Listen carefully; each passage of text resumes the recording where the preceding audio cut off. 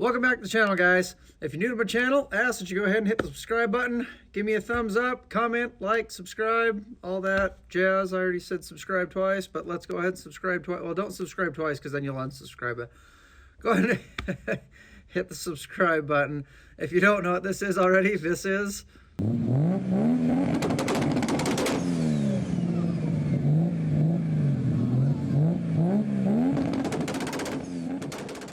Alright guys, welcome back to the channel here.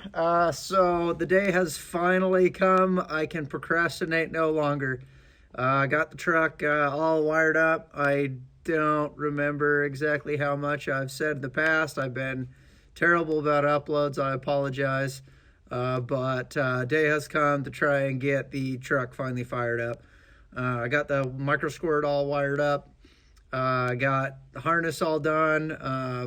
I've pretty much got it to a state that, you know, I could keep working on other things, but I need to see if the thing will actually start now with everything that's in it now. So saying I'm nervous is that doesn't even compare. I'm terrified and excited all at the same time. So we're going to kind of take a look around here. I do have just a couple little things I got to do before I try and start it. I made a terrible mess up front here with power steering fluid and antifreeze. I decided to go ahead and start filling my cooling system, not really realizing my petcock in the bottom of the radiator wasn't screwed in, so I had to go start screwing it in, and the whole thing popped all the way out at me, and I just made a terrible mess. And it seems like it's leaking power steering fluid somewhere, although I can't actually tell where from, because it's doesn't seem like it's coming from the box. It doesn't seem like it's coming from the pump itself, so I don't know, but we'll cross that bridge when we get there. Long story short, let's take kind of peek around real quick at what we got going on here. All right, guys, well, as you can tell, we are a mess, but beyond being a mess, a good buddy of mine actually commented on what a wreck my garage is, and you know, I have to agree with him. Unfortunately, I need to get my life in order and get this place cleaned up. But, you know, kind of in the middle of trying to get this thing going right now. So, you know, I got crap everywhere, specifically like this kind of stuff. Like this would be nice to use to actually put stuff on, but it's covered in bolts and God knows what else. And all of this stuff would be nice to use. And hey, that would be nice to use. And we'll get to this here in just a second. But, long story short, got this whole thing all wired up and ready to go. Got my AFR gauge in, Innovate LC2 trans temp gauge. Don't pay attention to the temperature on that one too much because I don't actually have the temp wire wired up to that quite yet. I don't know exactly how I'm going to get the sensor hooked up. I think I'm going to try and get like a TAN fitting to come off of my cooler lines, and then I might be able to thread it in that way. But long story short, all my other gauges are wired up. That is not mounted yet, so mind no attention to why that is. But I got the wipers all good to go. Heater box should be good to go. The last thing in my column is I still do have to drill a couple holes through the firewall to mount my my little whatever the crap that thing's called, little cover thing at the bottom there still. But everything should be good to go as far as wiring up and getting this thing wired. You can kind of see under here, if I can get a little bit of light. I'm sorry, I forgot my other light inside. I'll give you a little bit better look later on, but you can kind of see I got the microsquirt there. Got a nice little fuse panel there. I've actually got my AFR, the Innovate controller mounted up underneath this thing. So we'll kind of take a better look at it. I did get the seats in. The sound system is hooked up behind it, and it actually sounds really, really cool for, you know, $150 eBay special. ATV basically is what it is. Sound system. You know, this is the little controller for it, so just kind of hooks up to my phone via Bluetooth. It does have an output for a antenna for FM, so I'll probably get that hooked up. I am going to probably run that through the bottom of this on the inside of the center console, so that's kind of nice and hidden. But the heated seats are hooked up inside there. although I did realize all of my wires come through about over here, and the wires for this guy are not long enough to reach, so I'm going to probably have to snip and extend some wires for this seat, but no harm, no foul. I can get that done. And then as you can see, the heated seats, the little controller is just kind of dangling here. I still need to hook up. I switched power to this guy, and then I need to hook that up to a constant power, but that's not important right now. Engine's all hooked up. We did get the whole microsquirt harness completely all hooked up, so it's kind of all loomed up underneath here. Got it all hooked up for the wiring harness, not the harness, the injectors. I do need to remember to actually hook up my coil before we try and get this thing started up. I got the alternator, I think, hooked up right.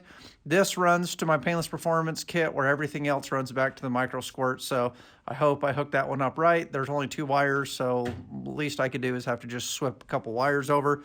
We got our little mount made for the heater control valve, so that guy should be good to go. I mean, everything should be good to go. Radiator's completely hooked up. Power steering's completely hooked up. Lights are in. My little marker lights are kind of cool.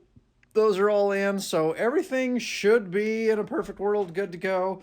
And there's half of my giant mess that I made with everything. So I'm going to clean this up a little bit, get the truck back on the ground, because I am a little nervous hopping in and out of this thing with it just sitting on jack stands. So I am going to go ahead and do that. One more thing I can't really show you right now. We'll have to grab my other light and do it, but rear drive shaft is in. I kind of Frankensteined that together with 2 different drive shafts, so that's in and actually fit really, really good, so I'm excited. So if this thing actually starts up, which I've only got about 2 gallons of gas in it, so I might have to go grab some more fuel for it. But if it does start up and run, I can start looming everything. I can start getting it all looking good. I can start putting body panels on and the whole front end on, and I can start getting the doors put on, and I can actually start making this thing look like a truck, and we can start getting this thing down the road.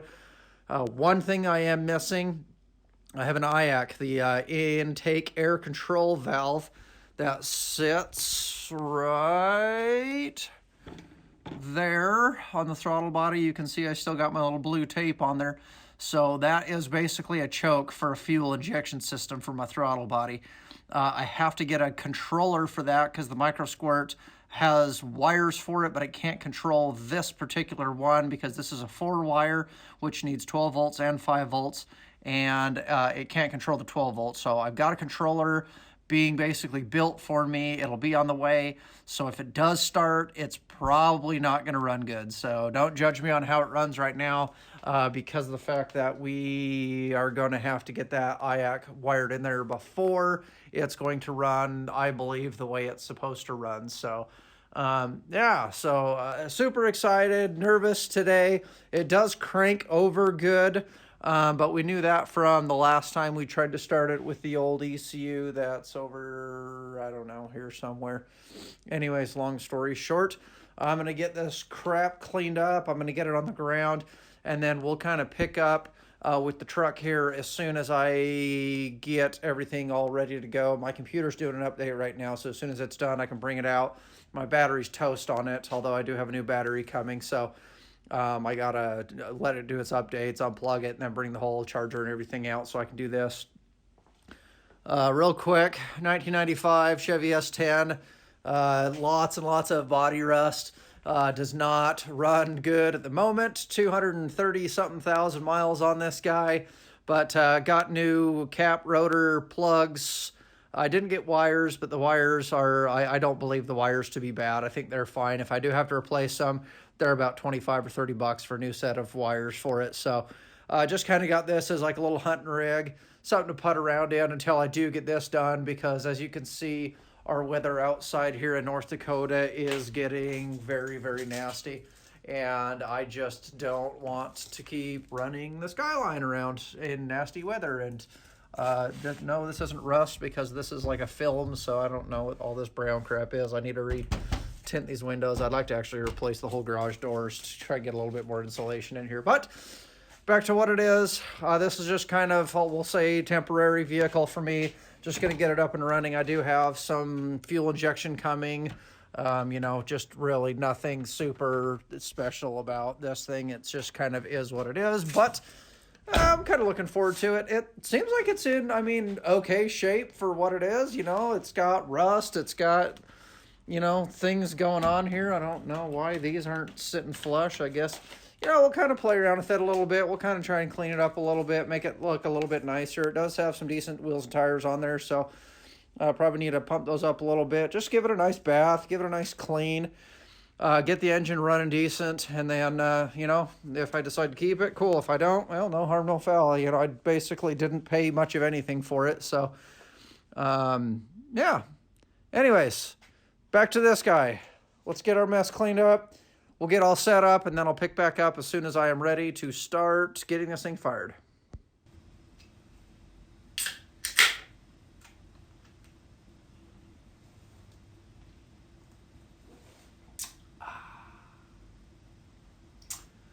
Hey guys, welcome back. So, hey guys. I always say hey guys, girls. I guess it's just you, Bjorn, that watches this anyway. So that's pretty.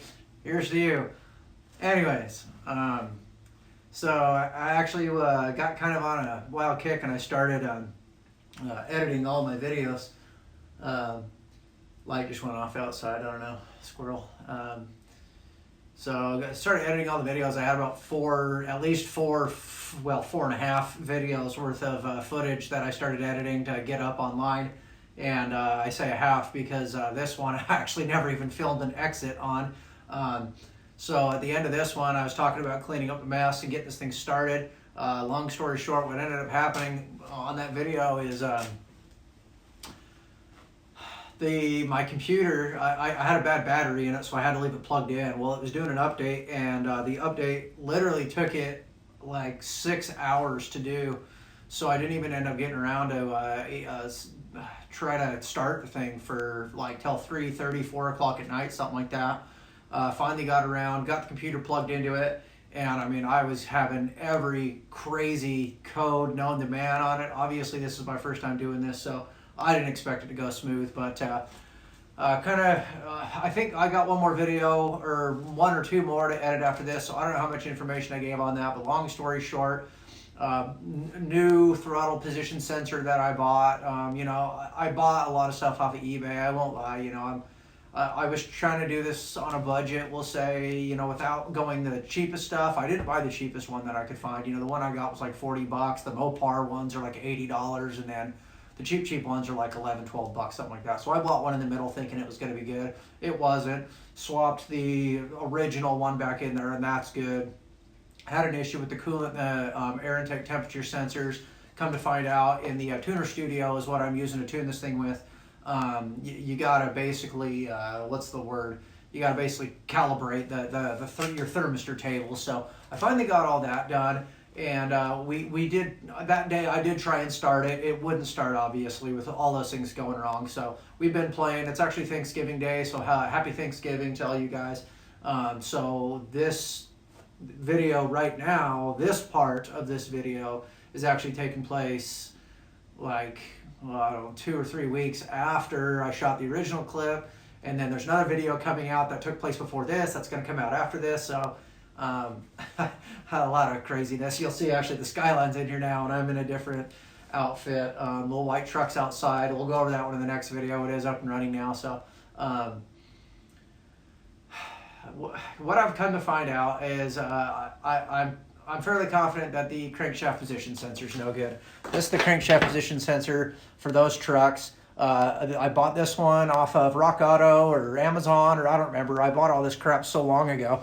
But with the stock Mopar stuff, it takes 8 volts out to the sensor, and if you guys know much about these Hall effect sensors, these crankshaft position sensors, it basically takes a signal in, and then it's basically a magnet. It watches a tooth that spins around, and as it loses that magnetism, as there's holes or little notches, depending on what kind of a crank trigger you have, it will change positions, meaning it'll like put out 8 volts and then go down to 0, or it'll be at 0 and it'll go up to 8 volts or 5 volts or 12 volts or whatever your particular case is running.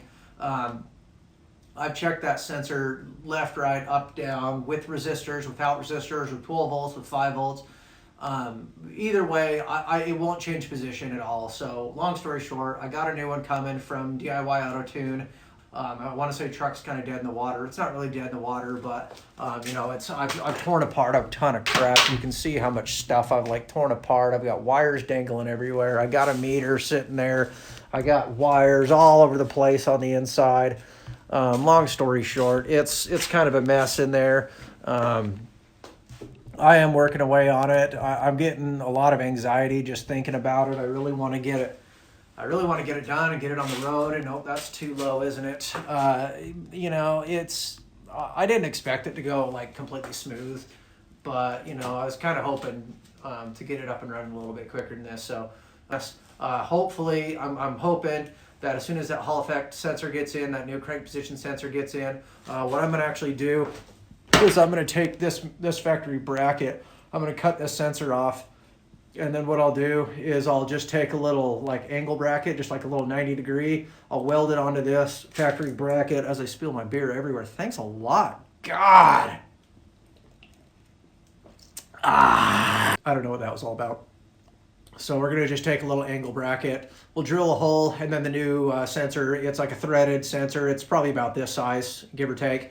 And then we'll get our height and everything correct for our application. And as I was cranking it over the last little while, I have seen a little bit of a signal for a crank, and then the whole system goes offline.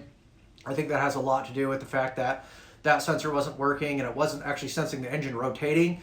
But I think the camshaft position sensor that actually senses the position of the engine was sensing, and I think it was just freaking the thing out. So hopefully we'll get that dialed in here soon. I really want to get this on the road. I'd really like to start driving it. You know, it's kind of a bummer spending all this money and time and everything else just to have something sit in the garage. I'm not, well, I want to say I'm not the kind to start projects and not finish them. I am guilty. Sorry, babe. We'll keep bringing you guys along as we're finishing this off. As soon as I get that new sensor in, hopefully when it actually does come time to start cranking this thing over and get it started, you know, we'll shoot some photos of that. I have learned a lot about these mag motors, these Dodge motors. I have actually learned a lot about the DIY auto tune, and just a lot of, you know, maybe some information that might help you guys out. I'm actually really enjoying the whole standalone thing. You know, I'm kind of hoping maybe I can start, you know, kind of doing this on the side for people, maybe start a little shop and maybe start doing these things. You know, the microsquirts are awesome. You know, they're relatively inexpensive. You know, it doesn't have quite as many features as like the mega squirts and probably the Haltex and those types of things. But, you know, for the money and what they're capable of doing, they do have outputs for, like, you can use them for boost control or nitrous or a lot of different things. So, you know, again, with the Skyline, depending on what we decide to do with that, you know, I might put one in that as well. You know, now learning about the sensors, you know, the Hall effect sensors, the crank triggers, and the cam sensors and all those types of things, I'll kind of have a little bit more information going into it in the future. So hopefully it'll go a little bit smoother. But anyways, hope you guys are having a happy Thanksgiving. Hope everyone's staying safe. And that's enough of me ranting. We're going to end this one here. So you guys know the drill. You guys, hands ain't dirty, you ain't bleeding. You know, honestly, you're probably a hell of a lot smarter than I am, and you're making enough money to pay someone else to do your dirty work. So good on you. We'll see you in the next one.